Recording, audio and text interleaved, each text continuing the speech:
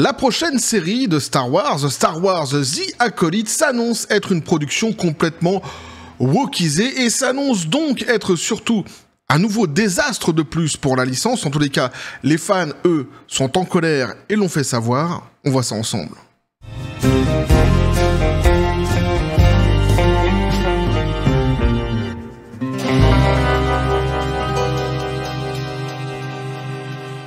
Et si t'étais Star Wars The Alcoolic, on aurait peut-être eu des raisons de se marrer un peu. Mais ici, ce sera pas du tout le cas. Petit café les copains. Alors, c'est un concept, ça, tu vois. Un personnage qui serait bourré du premier épisode jusqu'au dernier épisode. Je sais pas, c'est un maître Jedi, un padawan, un ramoneur de l'espace, de la galaxie, un chasseur de primes, un seigneur Sith, on s'en fout. Le principe, c'est le concept. Le mec qui est bourré du premier épisode au dernier épisode. Ça donnerait peut-être déjà des raisons d'aller voir la série. Et en plus, en bonus, de se marrer un petit peu. Il faudrait d'ailleurs que j'en parle à Kathleen, tiens. Ouais, Kathleen Kennedy. Bah, on est un petit peu comme cul et chemise, elle et moi. Donc, dernièrement, on a encore joué ensemble au petit chevaux. Ouais, au petit chevaux. Alors oui, j'ai mis une rouste, évidemment. Mais oui, mais je suis imprenable, je suis imbattable au petit chevaux. C'est comme ça, c'est mon fruit du démon à moi. C'est un talent, un don qui m'a été donné comme ça à la naissance, qui me sert à rien. Ah, ça sert à rien du tout, hein. Tu peux le retourner dans tous les sens, le sujet. Mais bon, hein, je suis un champion des petits chevaux, c'est comme ça. Bref, donc, non. Ici, donc, avec les acolytes, on va pas se marrer. Alors déjà, c'est un désastre, une fois de plus, évidemment, pour la licence Star Wars. C'est une production complètement wokisée. On va voir ça ensemble, justement, à la lecture de certains articles. Mais j'ai commencé en disant que les fans, déjà, hein, le grand public n'était pas content, qu'il l'avait fait, il l'avait fait savoir. Alors, sur quoi je me base pour dire cela? Eh bien, tout simplement sur le trailer qui est sorti il y a 5 jours de cela, à peu près, hein.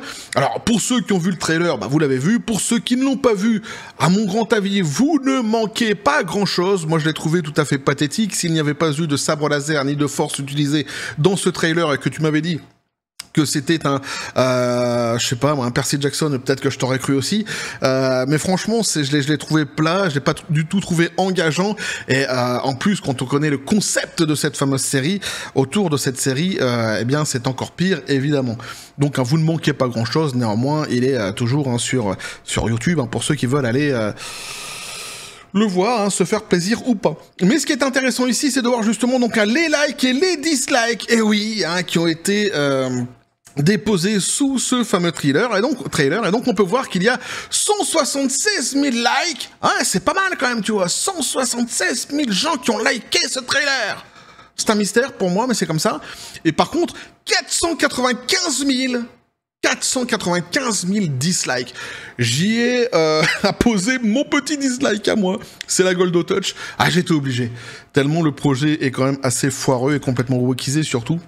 Donc, 495 000 dislikes pour 176 000 likes. Le delta est énorme. Ça vous montre à quel point les gens n'en veulent absolument pas de cette production.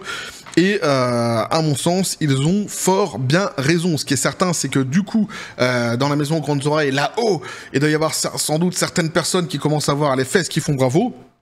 Et oui, quant à la sortie de cette fameuse série, hein, qui doit sortir donc en juin. Eh oui. Donc, une fois qu'on a vu ça, le massacre, un côté fan et côté grand public, hein, eh bien, on va aller voir ensemble quel est exactement le concept, le projet de cette fameuse série. Et donc, on nous dit ici, Leslie Headland, la showrunner de The Acolyte, laisse entendre que la série est une série lesbienne avec un aspect Star Wars. Alors tu vois, au début de la vidéo, je fais une petite blague comme ça avec The Alcoolic, et peut-être tu t'es dit, là il va peut-être un petit peu trop loin quand même, un Star Wars alcoolique, nanani nanana, c'est un petit peu tiré par les cheveux. Mais une fois qu'on aura lu l'article, je pense que comme moi, tu te diras, en fait non, ça serait bien, ce serait mieux, tu vois. Un truc rigolo, hein, une espèce de... une petite comédie Star Wars, une série comédie Star Wars, évidemment, rien de sérieux dans tout cela. Quoique... parfois, l'humour amène aussi beaucoup de sérieux. Très souvent, même, d'ailleurs. Bref, donc, on nous dit, donc, Leslie Headland, c'est qui? Donc, c'est la jeune fille que vous avez ici à droite. En rose, tout sourire. Elle est contente. Et donc, accrochez-vous. Le concept du délire. L'utilisateur XBBRUB23, je suis totalement bilingue, a partagé la vidéo dans laquelle Headland déclare « Quand j'ai vu la Reine des Neiges en tant que femme adulte... » Alors déjà, dès le début, tu dis « Mais qu'est-ce que ça vient foutre ici, la Reine des Neiges, dans Star Wars ?» C'est ici la Reine des Neiges, libérée, délivrée. Elle dit, j'ai pleuré tout le film. Ah bon? Pendant tout le film. Il y avait juste quelque chose dans la relation entre les sœurs. Ah? Une sorte de diabolisation du genre classique de conte de fées entre guillemets méchant. Vous savez, le concept du véritable amour entre deux sœurs et non une relation hétérosexuelle. Cela m'a complètement détruite. Oui.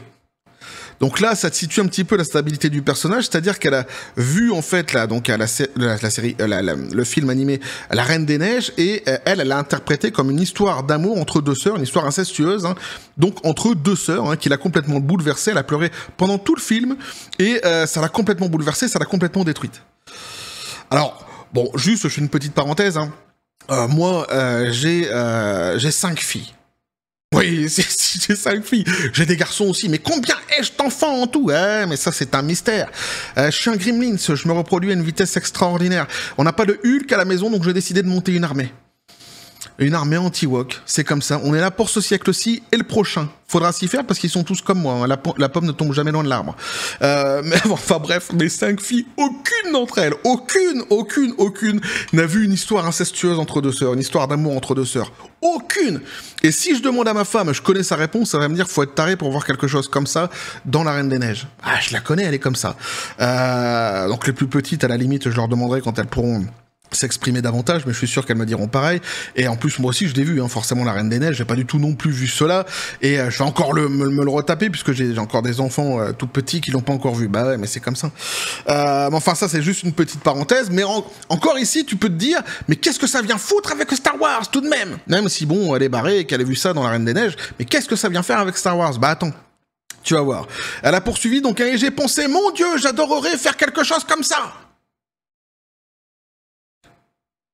C'est-à-dire quelque chose que mes parents m'auraient permis de voir quand j'étais plus jeune en tant que personne queer, mais que j'aurais pu comprendre justement en tant que personne queer. Et je pense que j'aurais eu une vie complètement différente, et donc j'ai été vraiment inspiré. Je me suis dit, mon Dieu, j'adorerais faire une histoire comme celle-ci. Oui, ça y est, tu commences à le voir, le lien. Tu commences à comprendre le délire. Donc déjà, ici, t'as bien compris qu'elle, spécifiquement, précisément, elle n'a vu La Reine des Neiges que comme ça. Après, c'est son délire, chacun interprète comme il veut, il n'y a pas de souci. Hein. Mais donc, elle s'est dit, elle aimerait donc faire une histoire comme celle-ci. Et malheureusement, elle a pensé à Star Wars. Headland a ensuite donc partagé qu'elle avait pris cette idée et l'avait présentée sous le nom de The Acolyte. Tu vois, c'est là que tu le regrettes, mon alcoolique. Tu commences déjà à le regretter, je suis sûr. Et donc, quand j'ai développé cette idée, dit-elle, hein, originale, pour la présenter à la présidente de Lucasfilm, Kathleen Kennedy, j'ai bien pensé, vous savez, on ne peut tout simplement pas présenter un Star Wars qui serait inspiré du travail de George Lucas. Ah, c'est fabuleux. Donc ici, en fait, qu'est-ce qui est en train de se passer? Eh bien, exactement comme toujours avec l'idéologie woke, c'est-à-dire qu'ils prennent une licence qui est hyper connue, hein, qui est chère au cœur de nombreux fans, dans le monde, et ils s'en foutent complètement du matériel source, ils s'en foutent de l'œuvre de base, ils s'en foutent des fans, tout ça, ils s'en battent les Pokéballs, mais façon Master Balls. Ce qui les intéresse, eux, c'est de s'en servir comme marchepied idéologique pour donc pour balancer un message, hein, tout simplement, une propagande politique. Hein. Le reste ne les intéresse absolument pas. Ici, elle le dit clairement, elle ne veut même pas s'intéresser à ce que George Lucas a laissé comme matériel source. Elle dit même que ce serait même pas intéressant, en vrai, de travailler sur ce que George Lucas a laissé. Mais fais autre chose.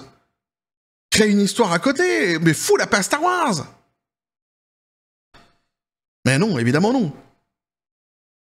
Ce qui les intéresse, c'est de pouvoir justement faire la propagande. Et comment faire la propagande mieux qu'avec une marque justement qui est si connue que celle de Star Wars. C'est sûr que si tu sors une nouvelle marque tout de suite qui est pas connue, tu auras moins d'impact que si tu fais un truc Star Wars dans lequel tu balances tous les messages idéologiques que tu veux, puisque tu te dis de toute façon la renommée de la licence fera que au moins certaines personnes verront.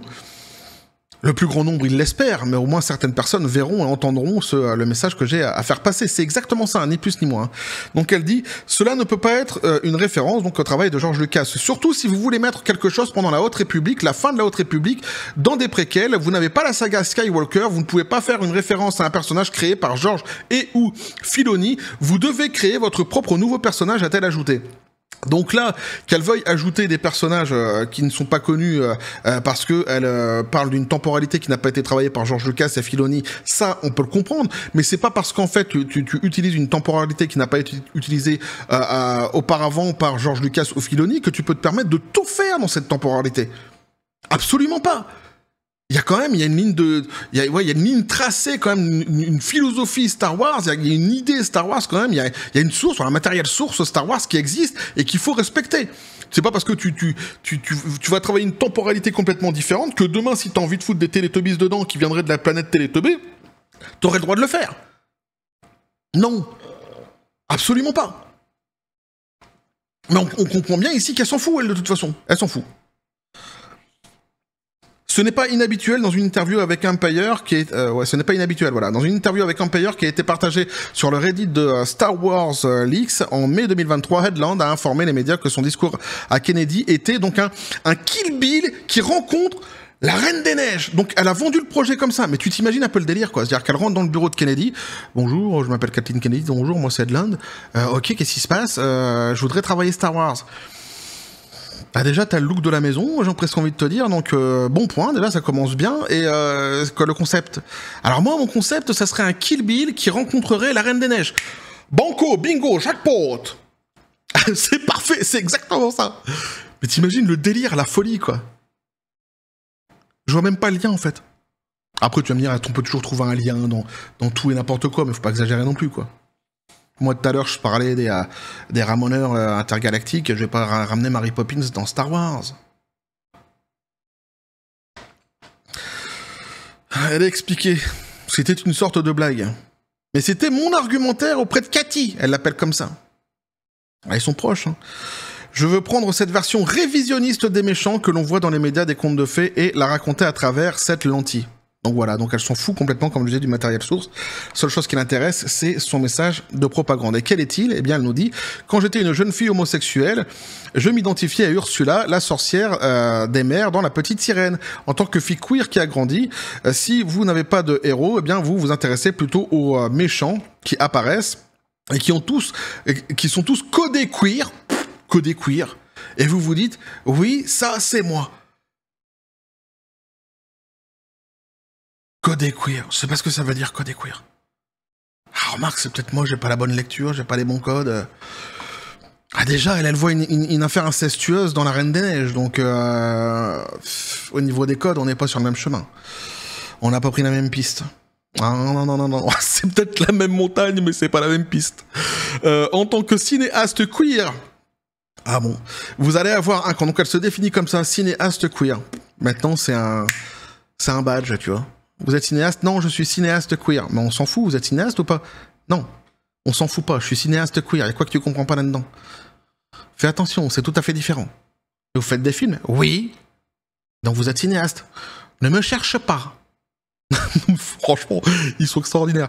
Inévitablement, donc elle nous dit, vous choisir un camp inévitablement. Mais je dirais que sur le plan tonal, nos références sont plutôt sombres. Alors là... Fait des généralités, pourquoi pas. Non seulement la série fera avancer cet agenda queer, mais l'actrice Jodie Turner-Smith a également expliqué, alors là aussi c'est génial, lors de Star Wars Célébration, comment la série poussera le féminisme. Eh oui! Mon personnage, vous savez, est une leader puissante. Elle est une leader puissante dans un monde très centré sur les femmes, dans lequel j'ai été très excité de faire partie parce que j'ai l'impression que Star Wars est très patriarcal. Il veut s'exprimer. Ouais, mais je peux pas le traduire, ça. Mais vous l'aurez compris de toute façon. Lui, ça le fout en l'air, ça. Bah ouais, mais Star Wars est très patriarcal. Ça revient, cette histoire. Putain, c'est incroyable, quand même. Ils sont vraiment incroyables. Mais... moi, je comprends pas. On est... Au-delà du réel, l'aventure continue, quoi. C'était donc plutôt cool d'avoir ce genre de silhouette centrée sur la femme, a-t-elle poursuivi. Oh la vache! Le pistolet à prout qui s'exprime une fois de plus tout seul. Mais je vous avais dit, ça l'avait foutu en l'air. Et plus je continue la lecture sur cette dame, à mon avis, plus ça va l'énerver. Pistolet à prout, en tout bien tout honneur, évidemment, on peut féliciter. Restons tranquilles. Il faut savoir garder son émoi. Ouais. Donc elle disait, et vous savez qu'elle traverse vraiment une sorte de lutte, parce que je veux dire, c'est Star Wars, n'est-ce pas? et se trouve vraiment dans ce genre de dilemme, et c'est en quelque sorte son parcours qui consiste en quelque sorte à traverser cette lutte entre deux idées. Donc là t'as bien compris, en fait elle te parle vraiment du synopsis de ce que elle sait de la série, donc t'as bien compris qu'ici on est vraiment sur un combat féministe, hein, avec des idées politiques, etc. On est vraiment complètement en dehors de ce que Star Wars a pu être par le passé, même si évidemment Star Wars était éminemment politique, il n'y a pas de souci là-dessus, mais en tous les cas est certainement pas propagandiste et surtout pas marchepied pour l'idéologie woke. Ça, c'était aussi une certitude. Elle a également déclaré donc à Screen Rant: nous les voyons jamais vraiment comme des énergies matriarcales. Je pense que nous avons déjà commencé à centrer les femmes dans ce monde avec les derniers films. Et oui, ça, on a bien compris, nous aussi, hein.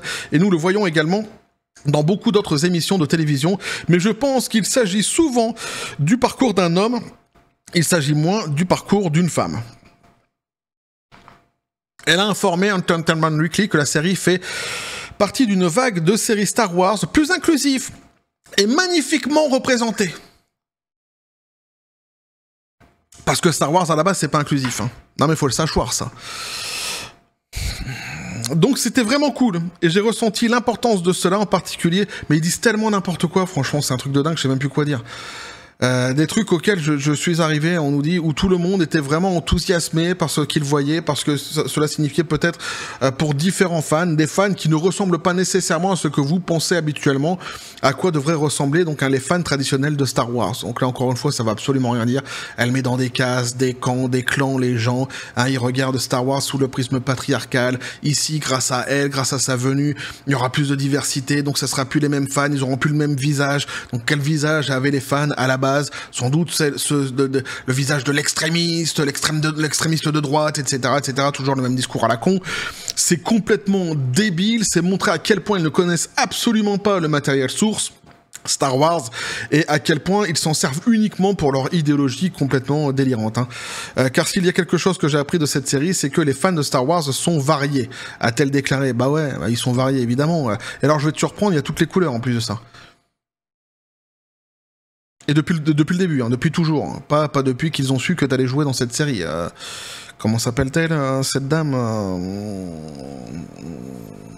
je sais plus. Jodie Turner-Smith. Voilà. Bref, petite réaction d'Elon Musk sur tout ça tout de même, hein, sur un article qui m'a été donné par Matt sur le Discord de la chaîne, je l'en remercie vivement. Et donc Elon Musk réagit au créateur de Star Wars, The Acolyte,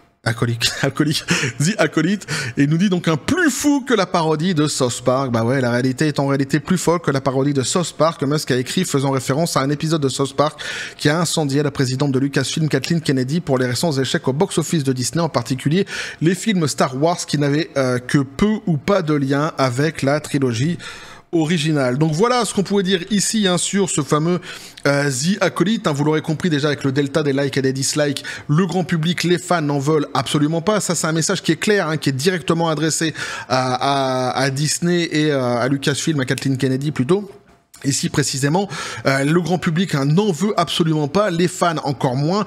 Une fois de plus, dans les déclarations qu'on a pu lire ici, il y a une chose aussi qui est à retenir, c'est que les fans sont complètement ridiculisés. Ils sont ramenés à des espèces de stéréotypes à la con, classés dans des camps, dans des clans, avec une image comme ça de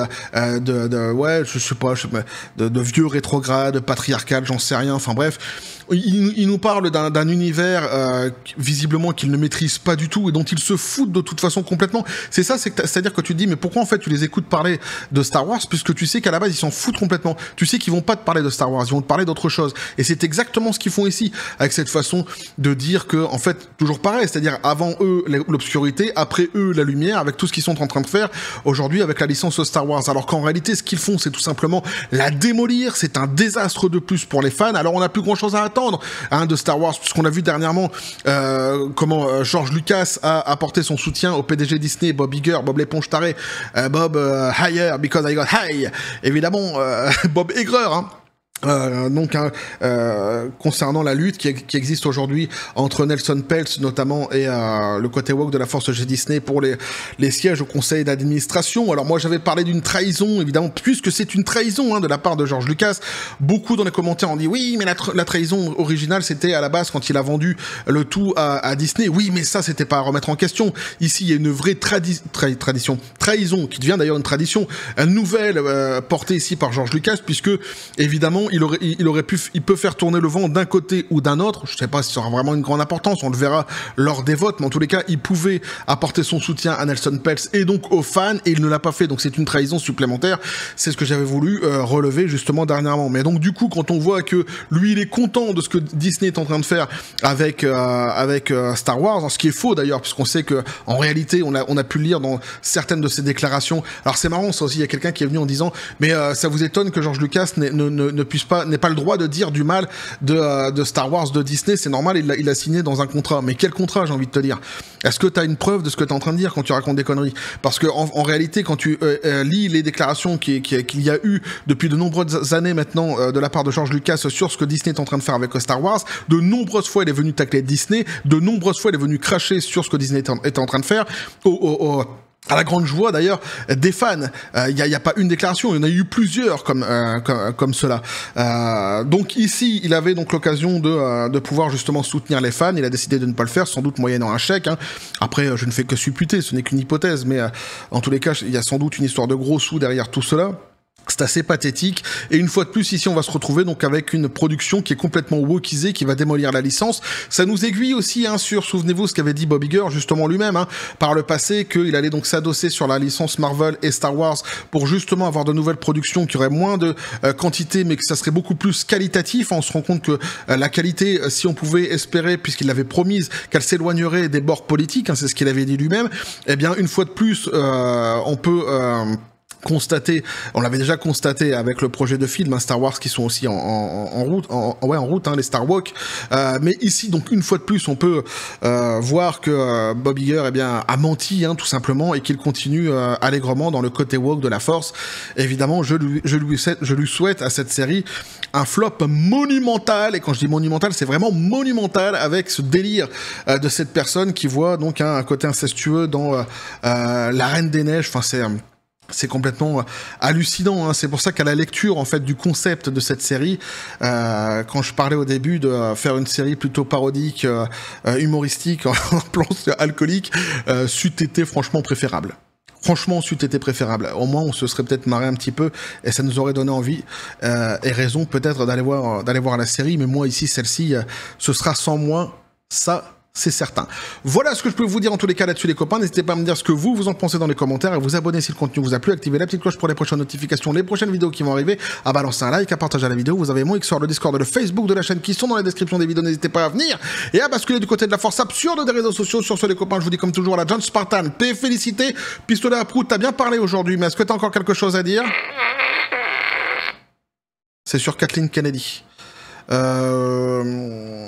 D'accord, je lui passerai le message. Je suis pas sûr qu'elle soit très ravie de tout cela. Bref, de toute façon, nous, on va continuer à suivre évidemment ce dossier sur cette même chaîne, et que la force soit avec vous.